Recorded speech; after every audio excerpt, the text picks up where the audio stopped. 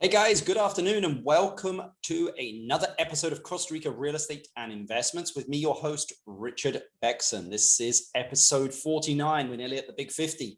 We have a surprise for you at the Big 50. Today, we're going to be talking with Maria Jose Perez. She's the head of sales and marketing for Via Buena Onda, one of Costa Rica's most successful vacation rentals, and also one of the owners of Rev Paradise, a company that helps vacation rentals and hotels maximize their revenue through data analysis and targeted marketing. So I must let everybody know before we start that MJ and I actually work together on many projects.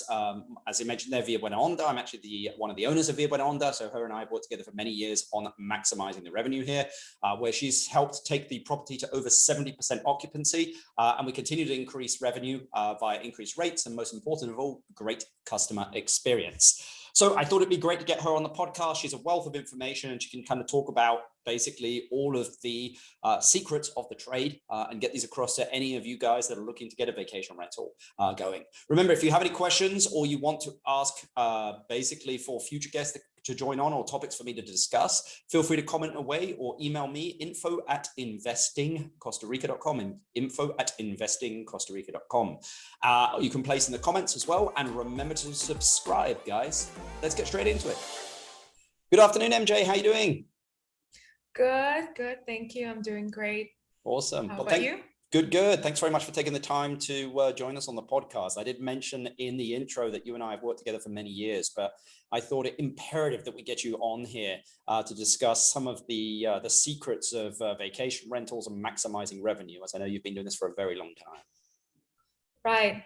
We've been doing this for a while and we're ready to share some secrets. Awesome. Well, I mean, it's been a crazy year, MJ. I always like to start off just by saying to people, like, again, I mean, for a lot of people that aren't, down here in Costa Rica, it's very difficult to understand that. But I mean, we went from being closed to open and, hundreds and thousands of people, I mean, we're already very close, if not bigger than 2019, the numbers of arrivals and also guests. I mean, here at the Villa, of course, we're actually here at the Villa at the moment, at Via Buena Onda, it's better this year than it was in 2019. It's probably gonna be our best year yet. And it doesn't seem like it's going to stop. But I mean, what has surprised you in the last 6 months? And also what trends are you seeing in the industry?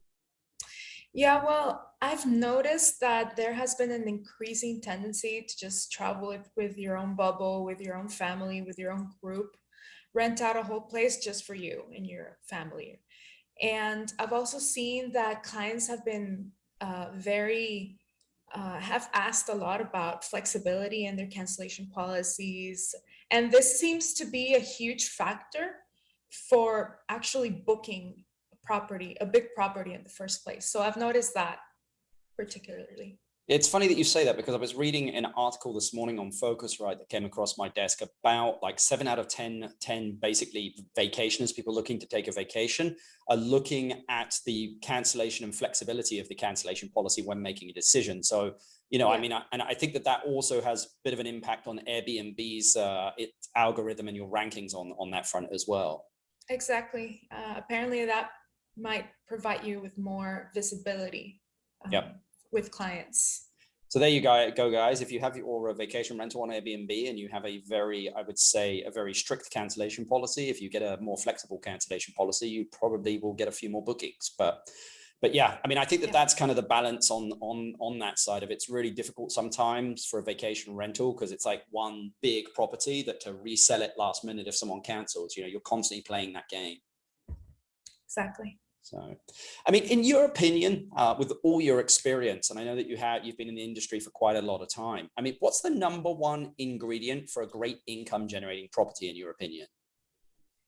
Well, I would say at this point, having the ability to provide a great client experience, but also in hand with that, being able to have the right staff or the right people to do that. If you don't, that's going to be like providing a good client experience will be super difficult. Okay. I mean, if you can give us an idea, I mean, what kind of stuff do you guys mainly focus on, to deliver that great client experience? What kind of stuff do you do differently? We provide concierge service. So before arrival, we just get in touch with the client, see what they need, what they want to do in the property. Are they celebrating something specific, anniversary, birthday?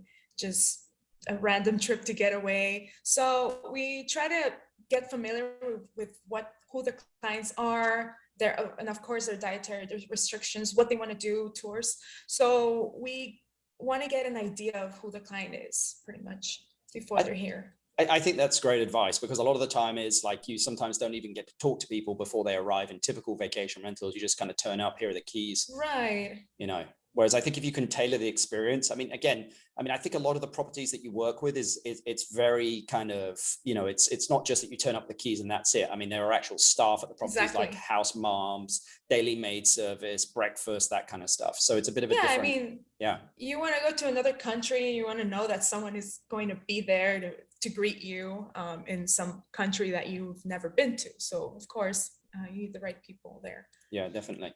I mean, let's just jump into the nuts and bolts of it, really, because, I suppose it's the non-sexy part of vacation rentals. And this is where we may bore the audience a little bit listening in on this. But I mean, we're stats people. I love stats. I love data. And you and I work together. Yep. We look at data on a weekly basis.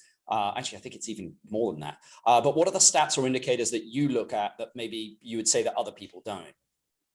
So before we even look at sales and any of those good numbers and like US dollars sold and all that, we need to start looking at the leading indicators. So anything that comes before that, any trends, any numbers. So I would be talking about views, for instance, specifically with Airbnb and platforms like VRBO.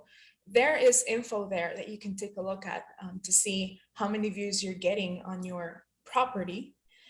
So that is a great indicator, first of all. And then pretty much the pipeline. How many inquiries are you actually getting from those views? Is there a trend there? Is it stationary? Like some months of the year, you're going to get more, some of the months you're going to get less views. So definitely I would say views and the pipeline or inquiries. So, I mean, you're looking at leading indicators just because really you can't, easily impact the final sales number. I mean, it's not that you can like do something that's going to change that. I mean, it's more of how do I increase views, to increase quotes out, to increase the amount that's in the pipeline, to then increase the sales. Meaning you can work on increasing the views, and then theoretically that gets you more quotes, which then gets you more, more in the pipipeline. And when I say more pipeline, meaning that the total sum of all the quotes out there, and then of course more sales. So, okay. So, I mean, it would be like in sports, say, instead of looking at touchdowns, you'd be looking at yards thrown, that kind of stuff. Exactly. So, okay. It's a bit Moneyball. Numbers you're actually able to influence. Okay. It's a bit like Moneyball, where the movie Moneyball, where they actually looked at the stats of the individuals rather than basically kind of it was a bit more objective than subjective. So. Okay. Well, I mean, as I'd mentioned there, you've been in the industry quite a lot. I mean, what do you think separates you and your business from other people in the industry with regards to your success? Well, again, we've talked about it in the previous questions. We look at numbers, we look at data. So all the way from views to even how many reviews the listing has, anything we need to improve on. I mean, the data says it all. And whenever something's not going on right, in terms of, for example, the views, then we know we need to make some kind of adjustment, then give it a little while to see if it had a positive change or a negative impact, and just keep on modifying, keep on adjusting as we go on. And since we've been always focused on leading indicators and not the lagging or the indicators that come afterwards, we are able to make changes before and influence them. Also, we have a large sales team available. So pretty much we believe that first come, first serve. If we're able to reply to the clients and get to the clients as fast as we can, then we'll be able to win the sales and get more customers. Okay. or guests. I mean, what are the channels that you guys are typically getting, sales from? Because I know you have a lot of strategic alliances with some big agencies here in Costa Rica that typically people don't have, which is not normal. I mean, not typical property management companies are, they're getting stuff on Airbnb and VRBO, which we just discussed. But I mean, what are some of the other, I suppose, revenue channels that you guys have that maybe other people don't have? Right. So any vacation rental definitely needs to be on platforms and the OTAs that are relative or specific for vacation rentals, such as Airbnb and VRBO. However, it's always important that either the vacation rental has its own direct channel or relies upon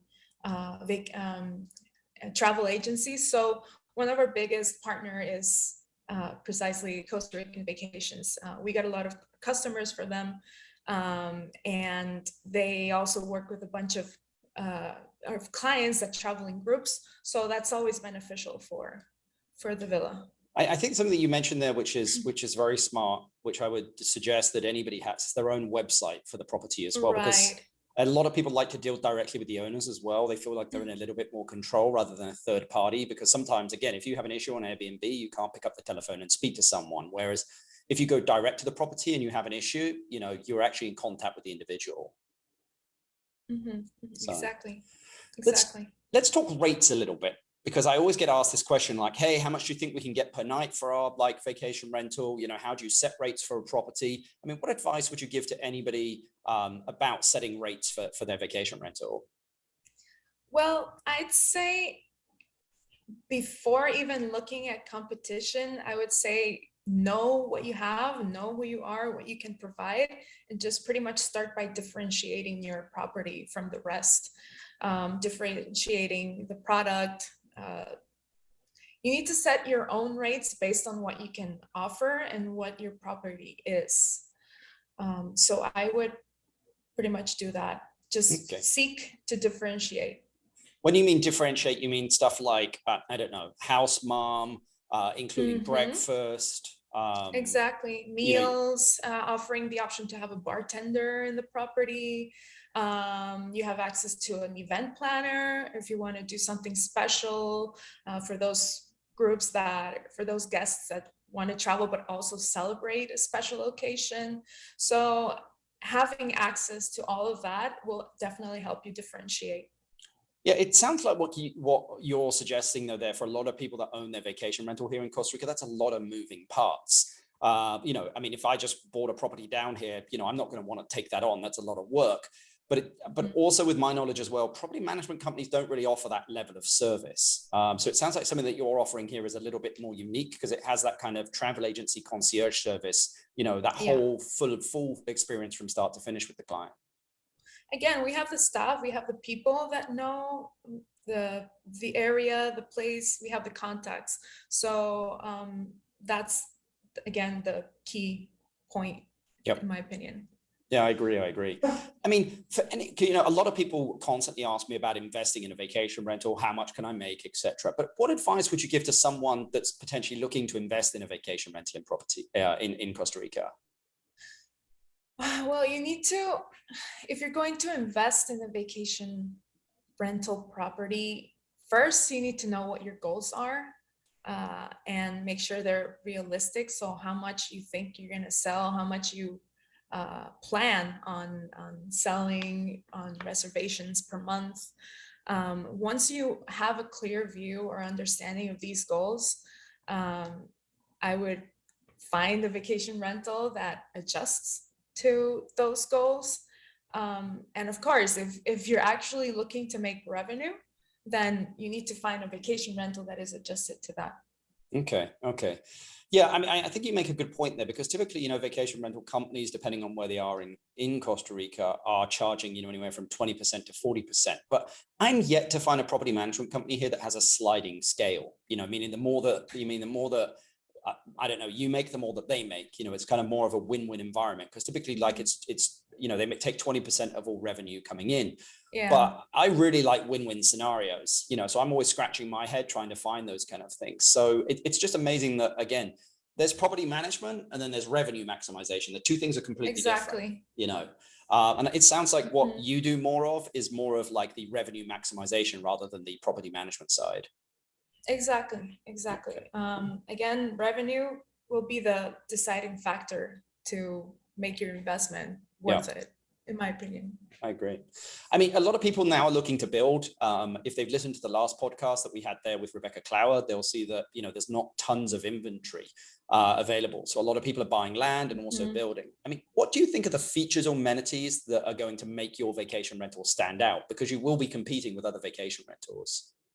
Yeah, so I would say having space for outside dining, for cooking, I don't know, pizza ovens, barbecue area, a pool for sure. Yep. And having just space to do things at the villa. We recently got a cornhole game for the villa and just entertainment things for the villa. So I guess that would be one of the most important things. Even the Villa Buena has its own spa. What vacation rental has its own spa? And it gets used. It gets used a lot, right? It gets used a lot, of course. Yeah, all of guests, the villa's guests love it. So I mean, it's a huge benefit advantage for the clients, not having to go downtown to look for a therapist. And of course, if you came here to relax, then you have it pretty much all here. It sounds like some of the vacation rentals that you offer is more of vacation rentals with hotel amenities. Exactly. I mean, what are some of the services that you got? I know that you mentioned some stuff there, about a bartender, but I mean, what are some of the other services that you guys offer? Yeah, well, Villa Buena is special. Again, because it has these hotel amenities. I mean, the villa used to be a hotel after all. So we always offer the option for guests to have their bartender, chef, even, again, the spa therapists. I mentioned the concierge service. Yep. So we have someone that will help you order groceries. I've seen guests before asking if there's any way that they can give us a list and we order it for them so that they have it ready, so that we have them ready for them upon their arrival. Yep. Even though they're already hiring chef service, so they want to have to snack on. So we help clients with that, and we've already helped several groups with their orders as well. Nice. So again, having the right people, the right staff. I think something you mentioned there, which from a feature point of view is really, really important, is the pool and the outside area. I mean, Costa Rica is, people don't come here to sit inside, they come here to kind of be outside. So I think it's really important, the outside dining, the outside cooking, the pool area, the ranchos, spa facilities, all of that stuff. All that stuff that VBO has, that the villa has. Exactly. So, well, let me just ask you the last question, because this has been great, MJ. I mean, if you inherited $500,000 and had to invest it into a business or real estate in Costa Rica, what would you do with it and why? Okay, well, that's a good question. I've always been inclined to technology. And I've been super focused on technology for hospitality in the last few years. I've been involved with PMSs, with channel managers. So I've seen the good sides and the bad sides. For our listeners, what is a PMS and a channel manager? Yes. So a PMS is a property management system. All hotels and properties should have one of these. And they basically have the information of your property in terms of rate plans, the room types, number of clients, like all the information for each and every one of your reservations. So they manage all of that information for your property. And then comes the channel manager, that it's like the bridge between the property management system, or PMS, and all the online travel agencies such as Airbnb, VRBO, Expedia, Booking.com. So it's some kind of bridge that just sends the info out to the world and to the different platforms. So if you want to be out there, you need a channel manager and a PMS will definitely make your life easier in terms of handling all the information of your guests. So sorry, because I interrupted you there. You had said that you were inclined to spend it on kind of technology for hospitality, kind of a PMS, but yeah, so back to the question, I would spend on technology for hospitality. I haven't seen enough property management systems for high-end vacation rentals.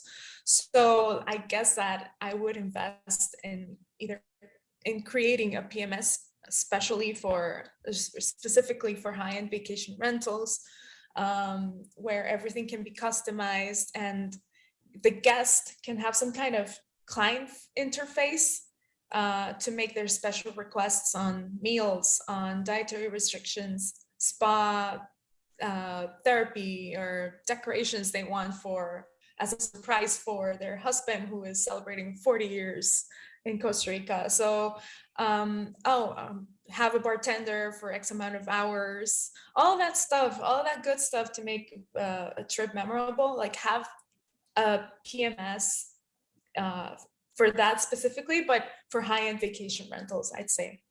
Yeah, it's pretty amazing that the hotels, I mean, again, I think the travel industry hasn't moved that far, hasn't moved as quick as like the financial services and those kind of things on the technology front. And vacation rentals are even way more behind. But I mean, I think it's, again, I've talked on this podcast huge amounts that there is a tendency towards, vacation rentals with hotel amenities. And when I say hotel amenities, I mean like breakfast included, concierge service, but not the full on front desk 24/7 a restaurant. So it's kind of mixing both those worlds. So I think that's I think that's a great way to spend $500,000. So yeah. Exactly. Well, MJ, I'll not take up any more of your time. I know that you're really busy. This has been great. Maybe we've geeked out a little bit here for some people that are listening in here, talking about, leading indicators and data and stuff, but technology. Exactly. But I mean, that's really where the industry is going. It's kind of, the old way of doing stuff of, just managing properties, is going to be very kind of archaic. I mean, it's going to be moving towards more data, more revenue, more leading indicators, so you can't measure it, you can't improve it, right? Exactly. You can't. Exactly. So anyway, MJ, this has been great. I really appreciate it. Anyone that wants to contact MJ about potentially managing their luxury property, I'm going to put all the contact details in the description. And MJ, you have a great day. Thank you very much. Thank you. You too. Hey guys, hope you enjoyed that podcast there with MJ. Again, we may have geeked out a little bit there on data. I've worked with MJ for quite a few years, installing these systems that we have here for controlling data. I thought it great to do a podcast on, using data and also maximizing revenue on vacation rentals, as I know there's a lot of people out there looking to buy a vacation rental here down in Costa Rica or invest in one. I get tons of questions on this stuff. So I thought it good to do a podcast on it, and MJ was the best person that I knew. Again, geeking out on data a little bit there, but she is very good at what she does. Again, has taken Via Buena Onda to 70% occupancy and also other rentals here in Costa Rica. If you want to get in contact with MJ, all of her contact details will be there. If you'd like to reach out to me, feel free to. It's info@investingcostarica.com. That's info@investingcostarica.com. Next episode, guys, is going to be episode 50. We're actually gonna do this one with Scott Cutter, who was actually episode 1. So Scott's going to give us a bit of an update of what's happening of trends throughout the country, and also his area in Manuel Antonio as well. If you remember Scott, he is the owner and top broker for To Costa Rica Realestate.com, who has offices all over Costa Rica. So we're going to be looking at trends all throughout the country on that podcast. But till next time, guys, take care. And as they say here in Costa Rica, pura vida.